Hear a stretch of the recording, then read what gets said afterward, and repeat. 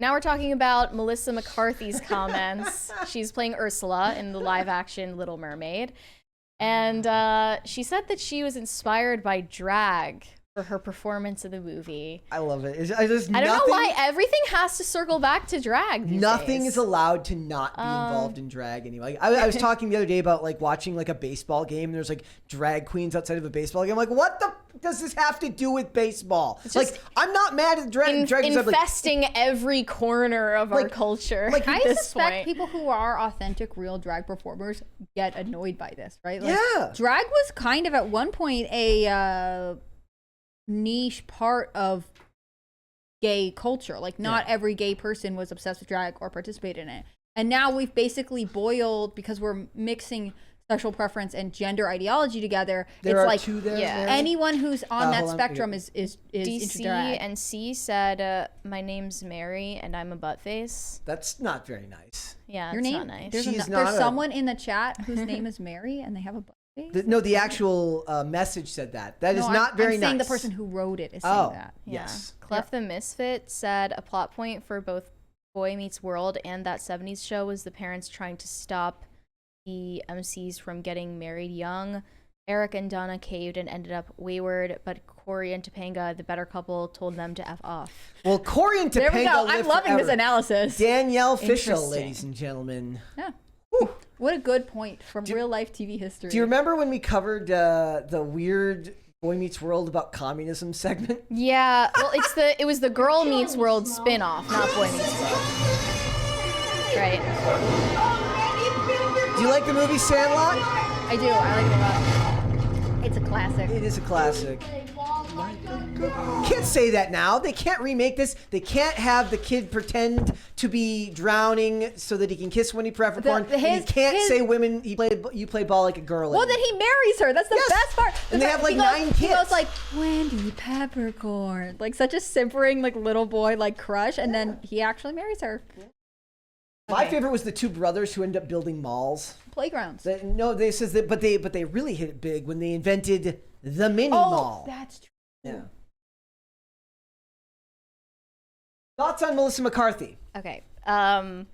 So this was her comment to Entertainment Weekly. She said, "There is a drag queen who lives in me. I'm always right on the verge of going full time with her." That's a threat. It's such a lie. Also, too. that can't possibly be true because drag queens are men. Like, this is so crazy. I feel like if you were really Her into drag, publicist told her to say you were really this. into drag in like the 60s or 70s, especially when it was way more taboo. They are like rolling over in their graves with the commercialization, right? They are not like, thank goodness we're accepted. They're like, you guys don't get it. You guys are just vanillaizing, is that a term? Our art form.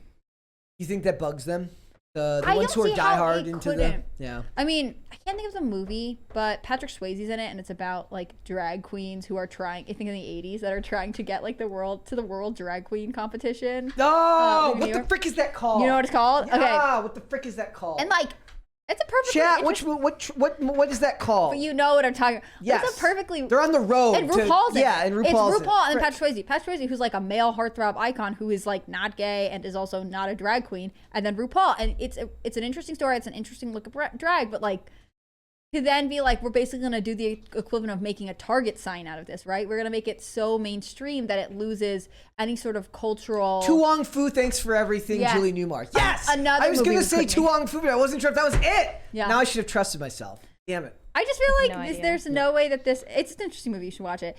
It just feel like there's no way that like random successful actress claiming to be drag queen is honorary of something that, you know, this enclave culture felt like was specifically theirs. Like now anyone apparently can be a drag queen, especially in a day and age where we're like, there's no struggle behind it. Yeah.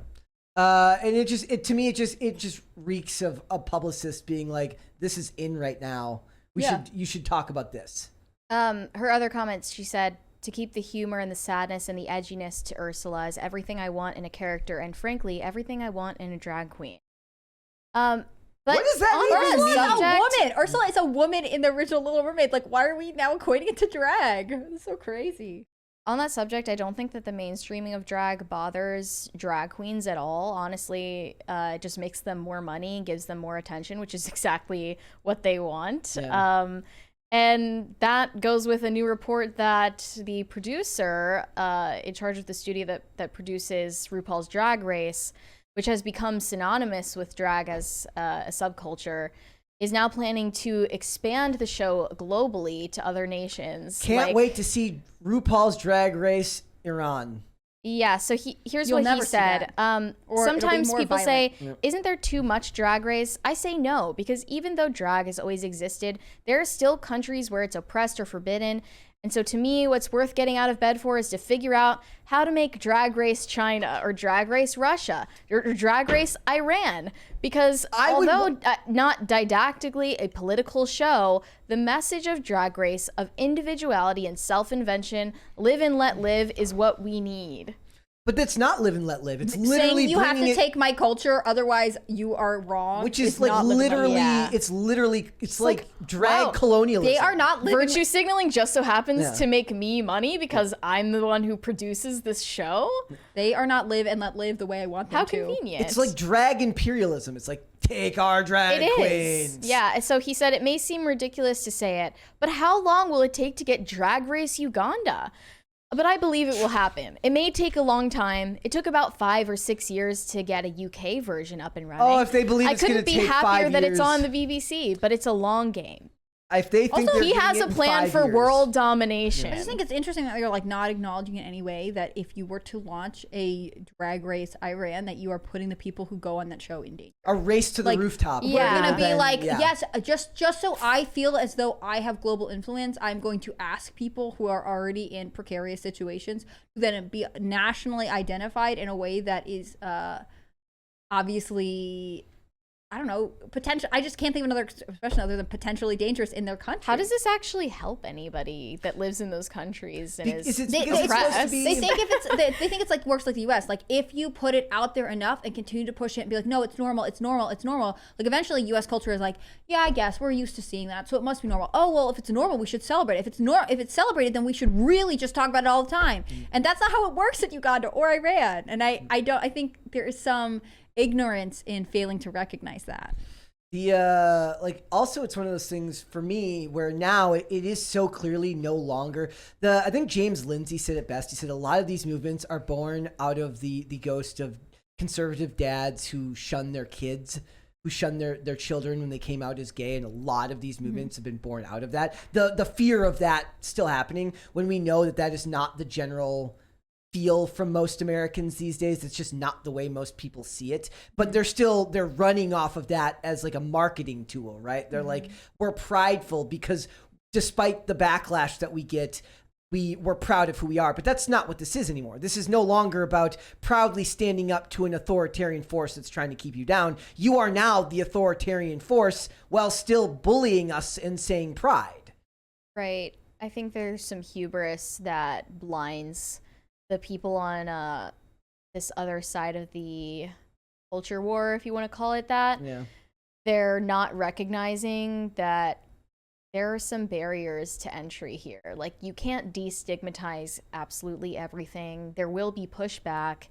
You can't, first of all, I mean, with this Little Mermaid story, this is obviously something that is directed at children, and it's an extremely contentious issue right now that children are being exposed to drag specifically, and they're pushing that button, trying to stoke anger and get outrage marketing instead of having a movie that people are actually excited about in an organic way.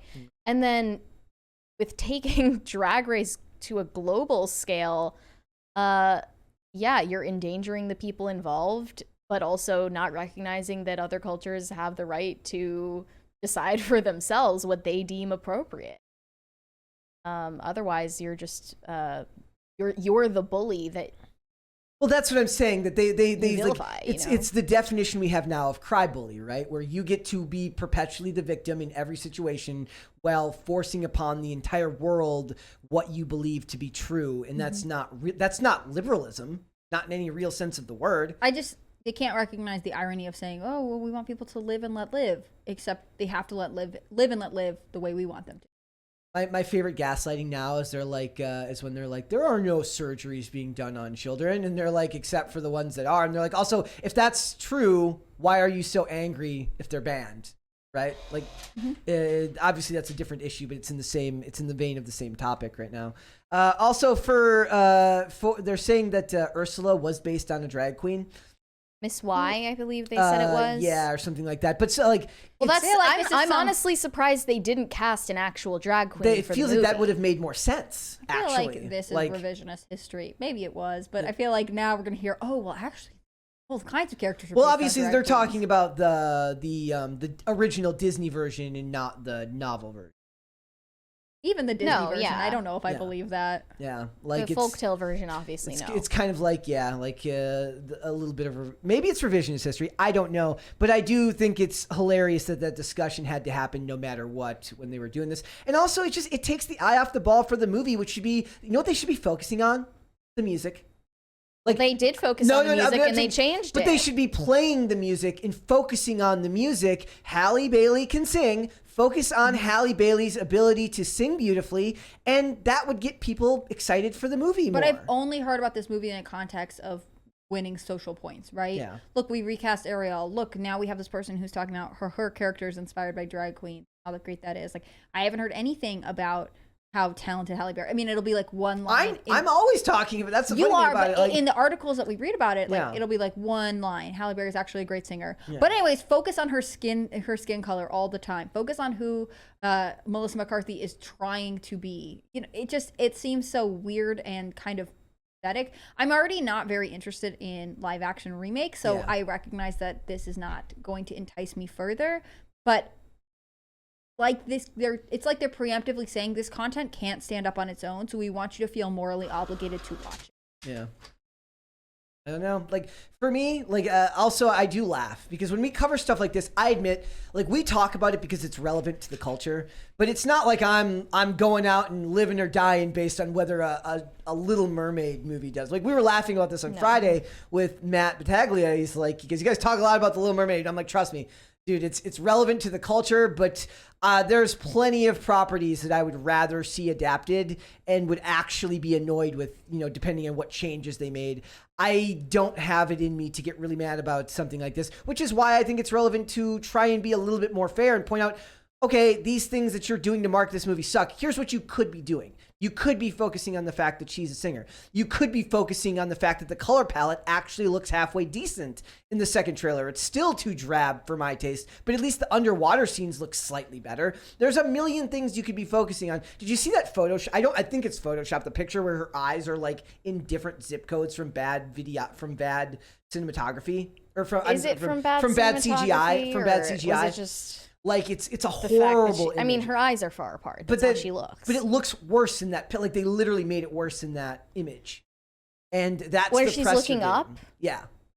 Yeah, that was the main press photo they chose. And she's no. This is a different one. This is a different one. It's her and Prince in the same shot, and I can't remember. Like, it was making the rounds on Twitter like a week ago, and it looks horrible. And I'm like, this is all the of the stuff shots look horrible so far. They look awkward. Been zero chemistry seen between her and the picture of them on the horse-drawn carriage, and they just look like they'd rather be anywhere else but here. Everything is just so depressing. How would you fix it if you could? If somebody put you in charge and said, "Let's fix the marketing for this movie." In charge of Disney? Of this movie, of marketing this movie, of trying to save this movie, how would you fix it? End the ginger side. Yeah. Make Prince Eric. No, I'm saying if you're stuck with the movie that's already been made. Already made? This movie's already made. It's in the can. It's waiting to come out. How do you fix the marketing for this movie? It's literally too late. Okay, then let me rephrase. Before any of the marketing had already happened. I have no idea. Yeah.